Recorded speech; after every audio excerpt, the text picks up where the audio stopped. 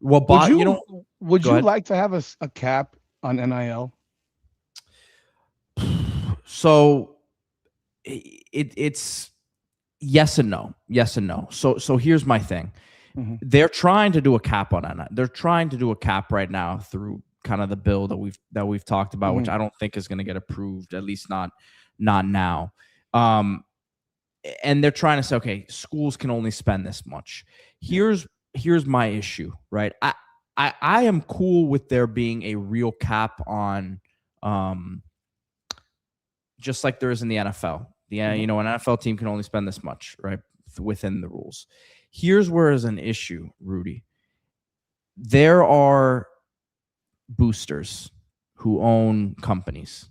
I think I Okay. heard you say that on your podcast. Yeah, I heard that. Yeah. And if a booster who owns a company that is, Yeah. a whatever it may be, it could be a clothing company, it could be a Yeah. restaurant. Fair market value, Rudy, is what someone's willing to pay you out there. Absolutely.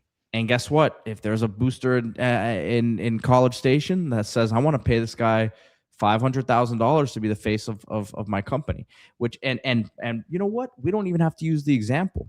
We had this here at Miami with John Ruiz, right, with Life Wallet, and I've told this story before as well. As an agent who had multiple players signed to deals with them, I had to do the amount of paperwork, and this was all done 100% legitimately, real deal. And these guys had to go shoot commercials there. They had to go do interviews. Like it was, they had to do work for this money.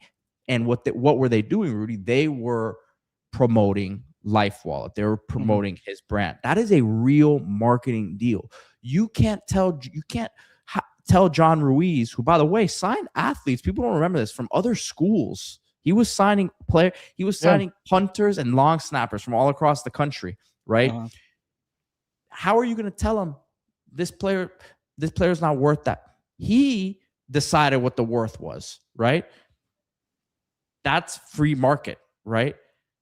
How can you stop that from happening?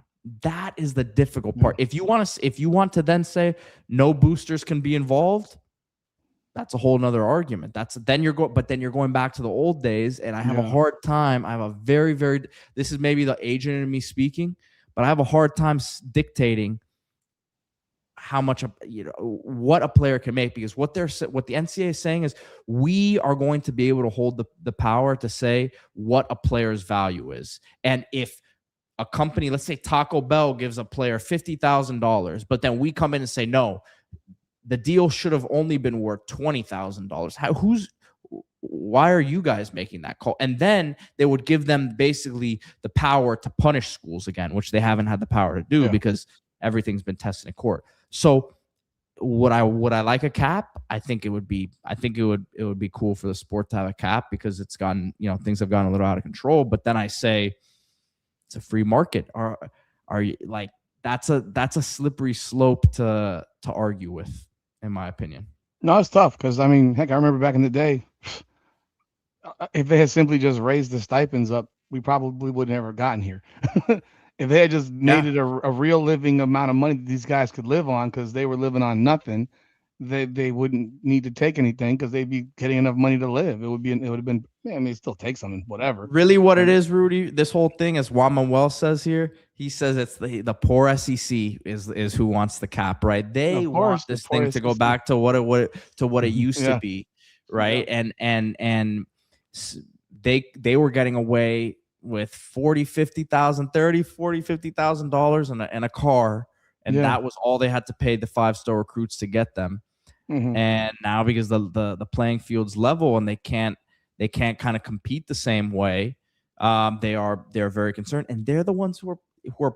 It's funny because the SEC and the Big Ten they weren't on board, but I think that was all performative. I think that they wanted certain things this whole time. They finally got them, but they're the ones who brought this whole thing to the forefront anyways, because they're the ones who are saying spending's getting out of. Who are the ones spending the most money? It's the Big Ten and the SEC anyways. So it's it's all very what's the word I'm looking for? It's it's a lot of people who are talking out of both sides of their mouth. I'll put it to you that way. Absolutely.